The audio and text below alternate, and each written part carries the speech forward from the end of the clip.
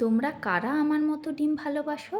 ডিমের সেই একঘেয়ে রেসিপি না বানিয়ে চলো আজ ডিমের একটু অন্য রকম কিছু রেসিপি ট্রাই করি। আজ বানাচ্ছি লঙ্কা ডিম। কি বুঝলে না? মানে চিলি এগ রেসিপির কথা বলছি। দারুণ টেস্টি হয় কিন্তু। এই রেসিপির জন্য ডিমগুলি আমি আগেই সেদ্ধ করে খোসা ছাড়িয়ে রেখেছি। এখন এগুলি ছুরি দিয়ে 4 ভাগ করে নেব। এরপর একটি বাটিতে 2 চামচ ময়দা, 2 চামচের মতো কর্নফ্লাওয়ার, গোলমরিচের গুঁড়ো, স্বাদ মতো লবণ ও অল্প একটু জল দিয়ে একটি ব্যাটার বানিয়ে নিচ্ছি। এরপর একটি একটি ডিমের টুকরো এই কর্নফ্লাওয়ারের গোলায় ডুবিয়ে সাদা তেলে ডিপ ফ্রাই করে তুলে নেব। এই সময় একটি বাটিতে একটু কর্নফ্লাওয়ার জলে গুলে রেখে দেব।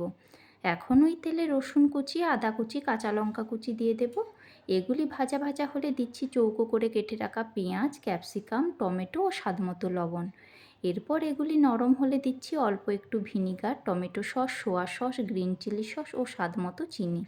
এখন এগুলি অল্প নাড়াচাড়া করে ভেজে রাখা ডিমের টুকরোগুলি দিয়ে ভালো করে মিশিয়ে কর্নফ্লাওয়ার গোলা জল দিয়ে কিছুক্ষণ নাড়াচাড়া করে নামিয়ে তুলে নিলেই তৈরি আজকের চিলি এগ। দারুণ টেস্টি হয়।